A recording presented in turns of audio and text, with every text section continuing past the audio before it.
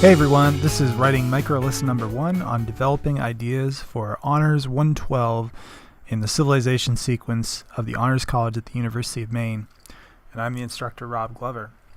So this is the first in a series of lessons that are really focused on the fundamental skills of writing, and we start even before you put pen to paper or fingers to keyboard with the process of developing ideas. And that's what we'll be going through today, and we'll spend a little time working on that at the outset of the class. Before I do that, though, I want to talk a little bit about just this approach to writing education and where it came from. I mentioned this in class, but I'll go through it again. So as I said, this emerged out of a book by Atul Gawande, who is a cancer surgeon, a writer, a public health researcher. You see him there on the right-hand side in his scrubs.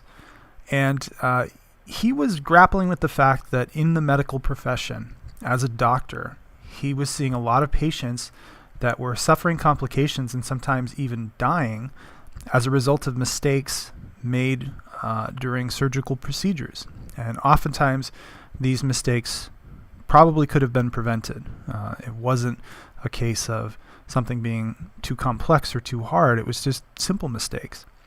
And so he set out to reduce that rate of medical error and those complications and injuries, deaths to patients, and started to draw from other fields. And so he was drawing from fields like structural engineering, where in order to build a building, really they're dealing with a series of steps in a larger whole and operate on the basis of pretty systematic checklists.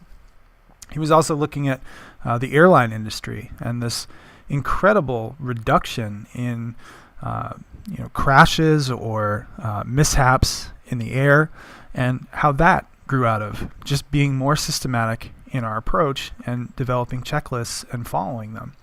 And in most cases, he found that what was causing the problem was just habitual mistakes, sometimes arrogance, sometimes inattention, and sometimes just a lack of a really systematized process to approach these complex, and in his case, potentially dangerous processes.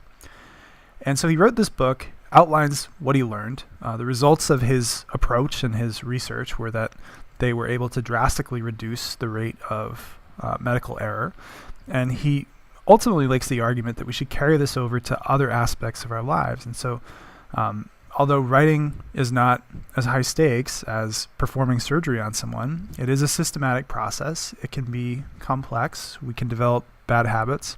We can be arrogant about our own capabilities as a writer that sometimes leads us into making simple mistakes that could be avoided. And so this is really an attempt to bring some of those insights into the writing education process. And so that's what we're going to be working on. The end result, hopefully the goal, is to develop and utilize a set of basic skills that will make you a better writer, and to habitualize those skills, make them systematic in how you approach writing. And then ultimately to build a checklist, or at least the start of a checklist for how to think about specifically argumentative and analytical writing.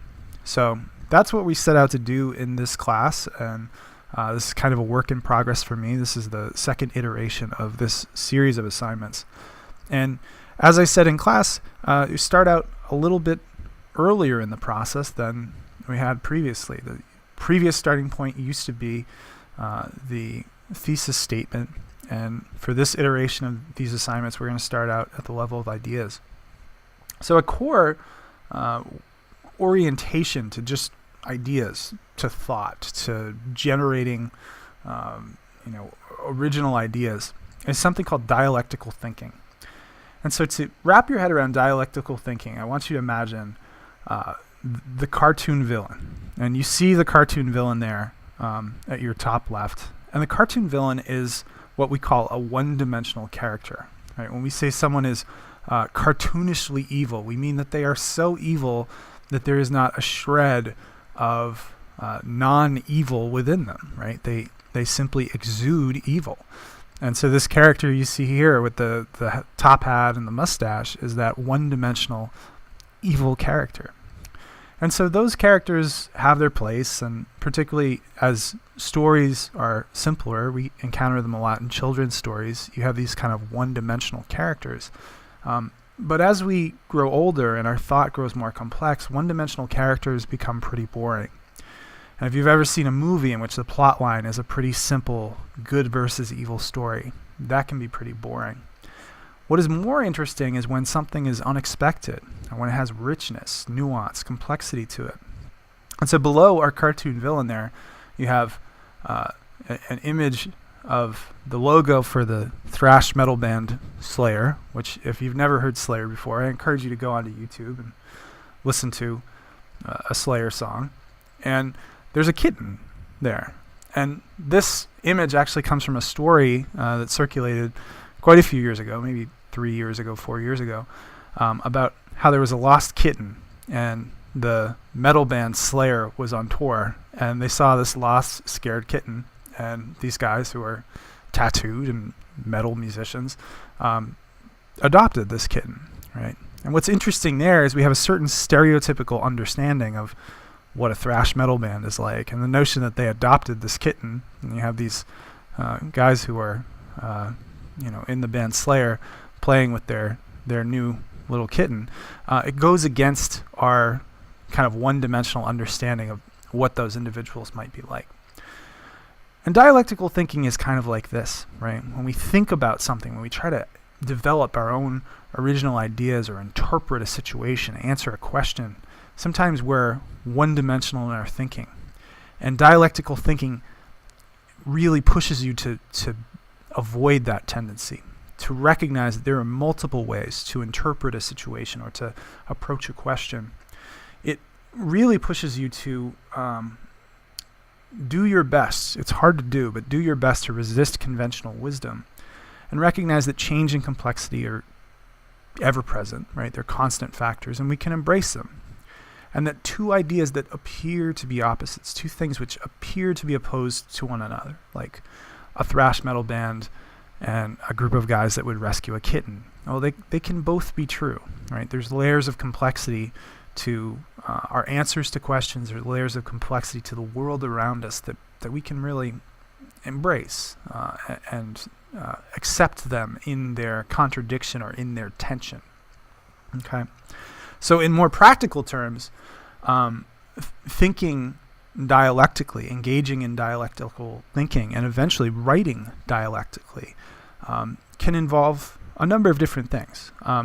One thing that you can ask yourself is when you're presented with an idea that you disagree with, instead of saying, I disagree with that, that's wrong, you say, okay, I'm not in full agreement with that, but maybe there are elements I can agree with. What is the kernel of truth in other ways of viewing this situation, or other ways of interpreting a question or the reality around us? Dialectical thinking really tries to push you beyond black and white either or distinctions and into the realm of both and, right? So oftentimes in the civilization sequence, I have students who operate with this notion that science and religion are either or, right? You choose one or the other. And the more interesting question might be to think about ways in which science and religion share certain practices or share certain underlying frameworks and ways of understanding the world. You can also think about this in terms of characters, right? So maybe there's a character that you encounter. How does that character embody certain expectations and fit certain stereotypes? And how do they defy those expectations? And how do ideas, how do assertions or statements actually contain elements of their opposite, right? So maybe I make a statement, and embedded within that statement is some element that's kind of pushing against the argument that I'm trying to make. So really with in dialectical thinking is challenging us to be more flexible thinkers. When we're encountered with formulations of an idea that maybe make a claim that something is always one way or never another way, how do we think about the exceptions to that and temper those sorts of extreme statements, qualify those extreme statements with exceptions that can make our understanding of a situation slightly more complex and nuanced. The other thing to really consider as we get into the realm of idea development is summarizing and situating the ideas of others, which is really a first step, and then a second step, which is articulating your own ideas, right? So as you're reading these texts, you should be actively thinking about what are the claims that others are making, and then the eventual step, and this really comes out in our in-class conversations and in your writing, is where do I stand in relation to these claims of others? What is my own personal perspective? Do I agree with them? Do I disagree with them? Do I exist in some sort of partial agreement with them? So the starting point for that then is understanding what others are saying. And I think there's at least 3 core questions that we can ask ourselves as we're trying to grapple with the ideas of others. The first is, what is the claim, right? So what is the claim being made? The second is, what is the context? What is the larger historical, cultural, literary context in which this claim is being made? That might require you to do a little digging beyond the text itself to understand the history, the period, the culture, the civilization in which the claim is being made. And then finally, who is the intended consumer? And consumer here, we don't mean somebody, buying something. We mean an intellectual consumer, the act of intellectual consumption. So let me give you an example. This is a very famous passage from the Aeneid, and this happens to fall when they're in the underworld, and we have Anchises, who is addressing ostensibly Aeneas, but we know that this section may have in fact been performed for the Roman Emperor Augustus, and he's talking about the qualities of the Roman, right? In order to rule, what do they need to embody? And so he says, "Roman, remember by your strength to rule earth's peoples, for your arts are to be these: to pacify, to impose the rule of law, to spare the conquered, battle down the proud."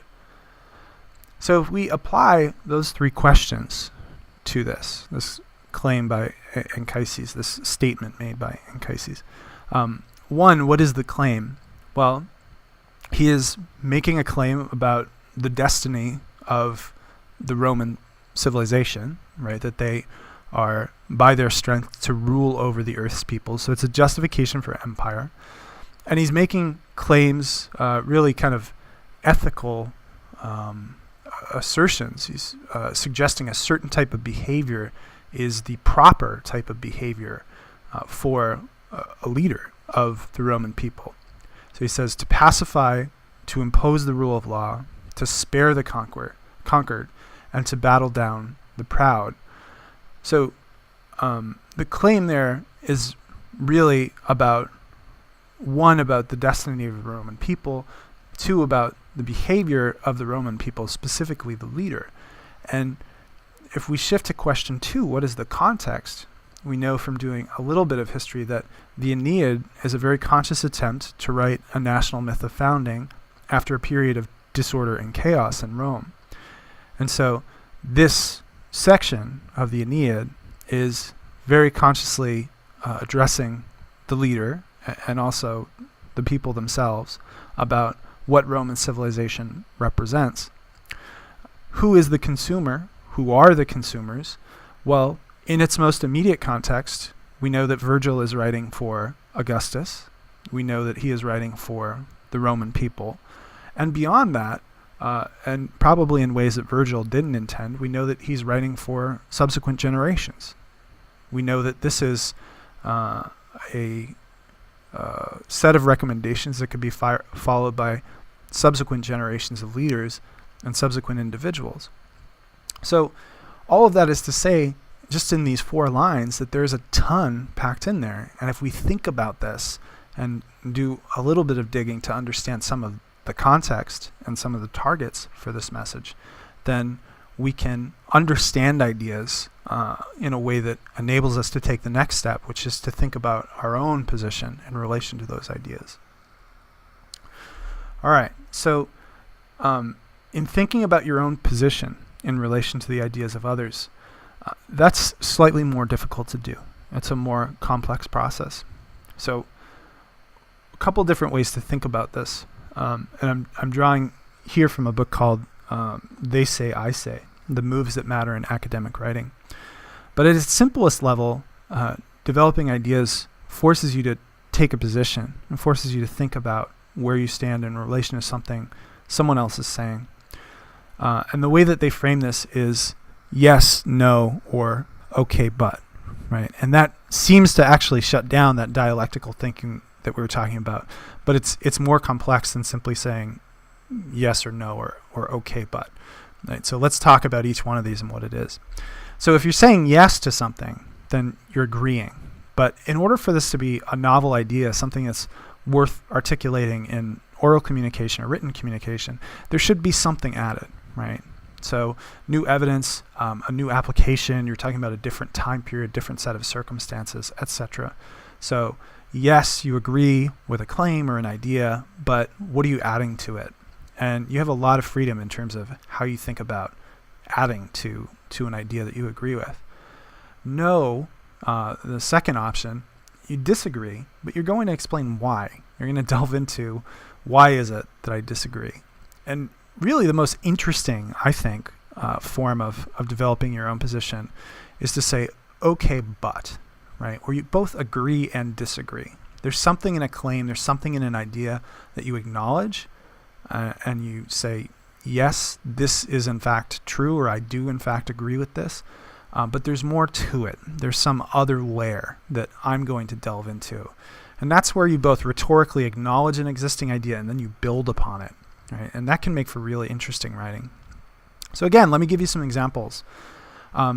You could imagine in a conversation about this passage in the Aeneid, as you're trying to formulate your own ideas, you could say yes, right? You could say, Anchises is right to point out the dangers of pride, and subsequent history shows us the dangers of prideful leaders, right? So there, you're saying yes, you're agreeing, but what are you adding? Well, you're adding some sort of subsequent history, some sort of set of examples or cases that show us that this isn't an insight that's limited to the period of Roman founding, right? This is something that is true throughout history. And then if you were writing a paper, you would delve into some of those examples and draw parallels. Or if you were making a comment in class, you would illuminate those examples that you reference in this opening statement. All right, so maybe you say no.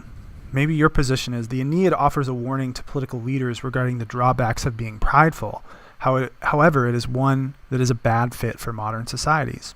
So there, you're putting forward a disagreement with the idea, right? And you're going to explain why. So in that case, you'd be saying, well, look at the contemporary environment that we have for political leaders. And pride, in order to be a political leader, is actually an essential characteristic. And you might think that that's negative. You might not think that pride is the best characteristic, but you're pointing out something about the modern context in which you're seeing pride as necessary, right? So there's a disconnect between the context in which the Aeneid is being written and the context in which we're discussing the present-day question of what are the necessary qualities of leaders. And then you have the third option, okay, but. So here you could say, although Anchises is correct that pride is a dangerous trait in a leader, this is because it makes one incapable of empathy, right? So the underlying claim in what Anchises is saying in that section in Book 6 is prideful leaders get killed, right? We kill prideful leaders. So really it makes sense not to be prideful because your people will overthrow you and you'll probably end up dead. So here you're saying something different. You're saying, look, the problem with being a prideful leader is not that you have pride and your pride causes your people to overthrow you or kill you. It makes you a bad leader because you can't empathize with other human beings. And if people are experiencing problems or facing challenges, you can't think about things from their perspective and then take steps as a leader to address those, right? So there, you're both agreeing and disagreeing. You're saying his insight that pride is dangerous is correct, but his understanding of why pride is dangerous is flawed or incomplete or outdated, right? So there you have the basis for a really kind of interesting idea that you could explore either in a conversation or in a paper. Okay, so this is just to give you a flavor of some ways and some tools for thinking about idea development. And the challenge, I know it's challenging in some of these texts, both to understand what they're saying and to situate it in its context, but then also think about your own ideas in relation to them. And we'll be working on this throughout the semester. Anytime you're writing, in part, what you're doing is developing, summarizing ideas from within the text and trying to situate those ideas, but also developing your own ideas in response to them. So for additional guidance on idea development, there is a handout on dialectical thinking that's available in the folder on Blackboard. And then I can't recommend this book enough. They Say, I Say. There's a number of different editions. I don't think they change radically from one to another. I have the second edition. I think there's a third and possibly a fourth edition now. But this book, They Say, I Say, The Moves That Matter in Academic Writing by Gerald Graff and Kathy Birkenstein. And if you just do a Google search or a search for it on Amazon, you'll be able to find it. So I'll wrap up there. Your weekly assignment for this week is not actually an essay or a piece of writing per se. It's asking you to think about some of these core skills in terms of situating an existing idea and articulating your response in relation to it. So once you've wrapped up with this video, go ahead and look at that assignment, look at the rubric for what my expectations are, and feel free to get in touch with me if you have any questions or anything is unclear on this first assignment. Thanks very much.